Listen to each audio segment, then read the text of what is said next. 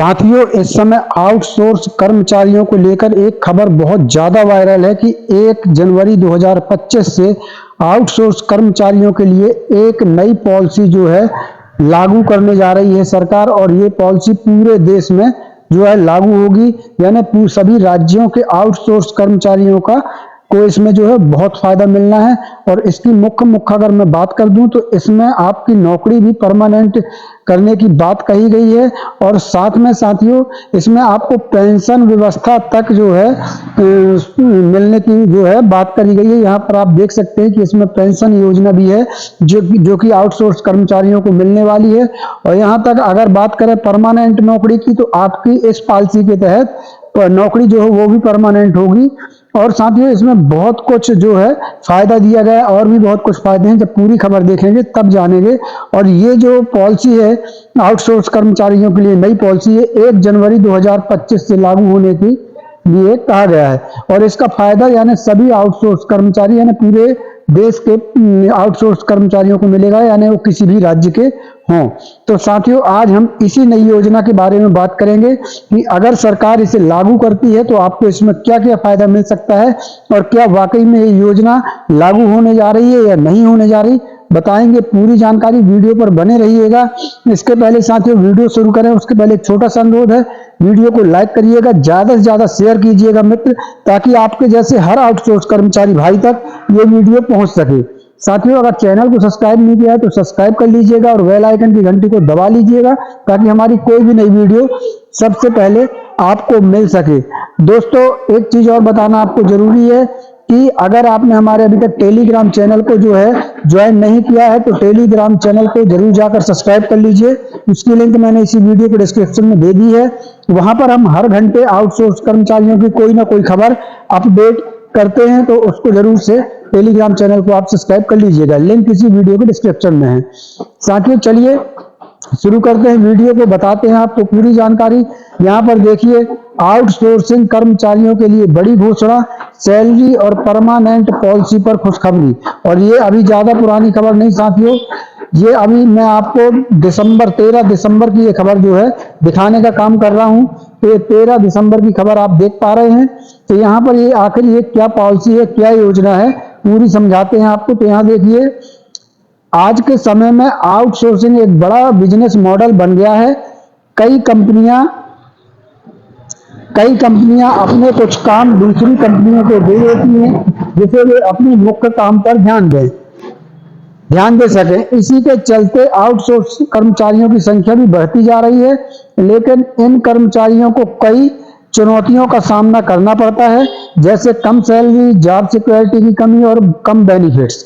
हाल ही में सरकार ने आउटसोर्सिंग कर्मचारियों के लिए एक नई पॉलिसी की घोषणा की है। इस पॉलिसी का मुख्य उद्देश्य है इन कर्मचारियों को बेहतर सैलरी, जॉब सिक्योरिटी और अन्य लाभ प्रदान करना। यह खबर लाखों आउटसोर्सिंग कर्मचारियों के लिए बड़ी राहत लेकर आई है। आइए जानते हैं कि क्या ये पॉलिसी है, इसमें क्या क्या बेनिफिट्स जो है आउटसोर्स कर्मचारियों को मिलेंगे। सब कुछ जानेंगे साथियों इस वीडियो में। चलिए आपको बताते हैं मुख्य बातें। साथियों, अगर आप फेसबुक पेज पर इस वीडियो को देख रहे हैं तो पेज को कर लीजिएगा फॉलो, क्योंकि इस पेज में हर रोज 2-4 वीडियो आउटसोर्स कर्मचारियों की जानकारी के लिए आते हैं। चाहे वो किसी भी राज्य से हो, किसी भी स्टेट से हो, संगठन के हो या शासन से कोई आदेश आता है, तो इस पेज पर सबसे पहले जानकारी आती है। आपको इस पेज को तुरंत जो है फॉलो कर लेना है, ताकि आप हमेशा आउटसोर्स कर्मचारियों की जानकारी से अवगत रह सकें। तो यहाँ पर देखिए साथियों, सबसे पहले हम जानेंगे नई पॉलिसी की मुख्य बातें। यहाँ पर नई पॉलिसी की मुख्य बातें जान लेंगे। पॉलिसी का नाम है आउटसोर्सिंग कर्मचारी कल्याण पॉलिसी।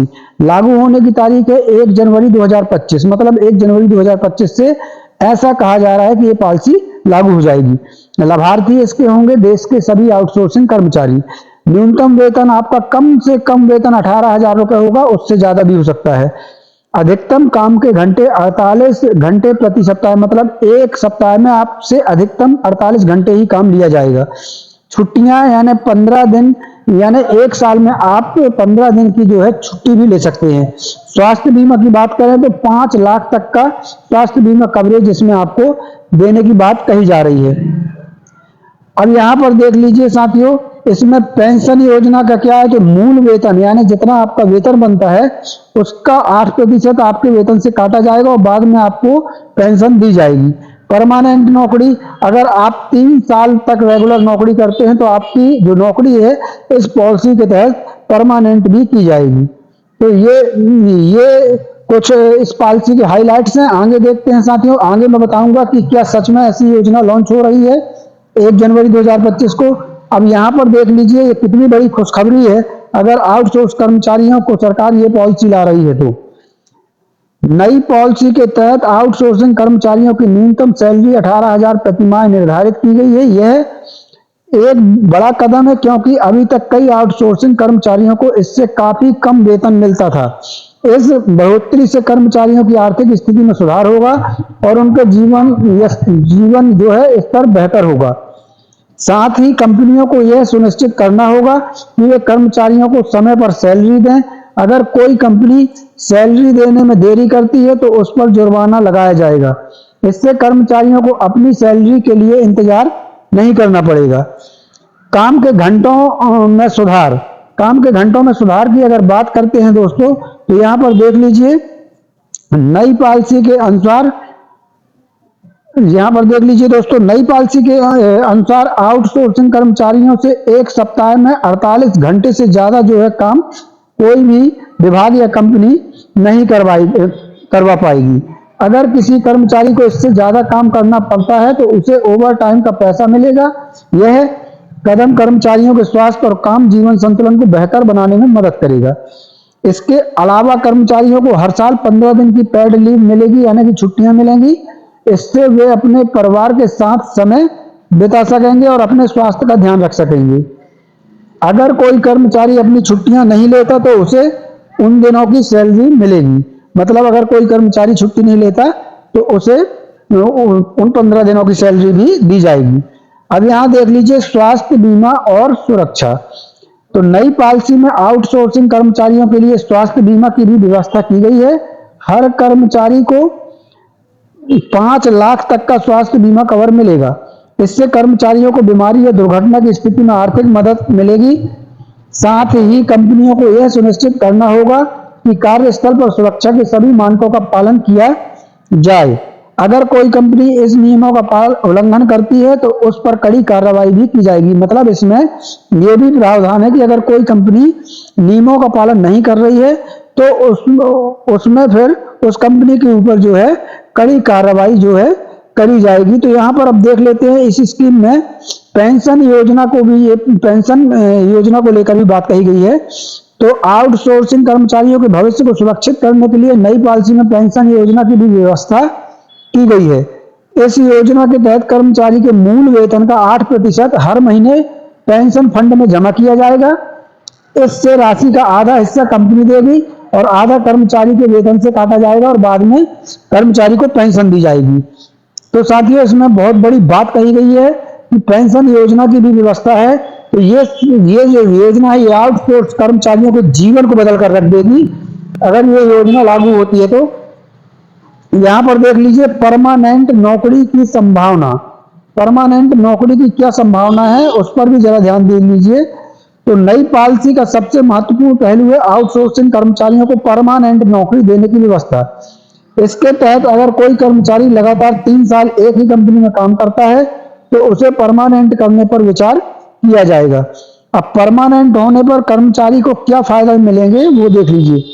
तो परमानेंट होने पर कर्मचारी को यहाँ पर बेहतर जॉब सिक्योरिटी मिलेगी, प्रमोशन के अवसर मिलेंगे, बोनस और अन्य लाभ मिलेंगे, कंपनी की तरफ से ट्रेनिंग मिलेगी।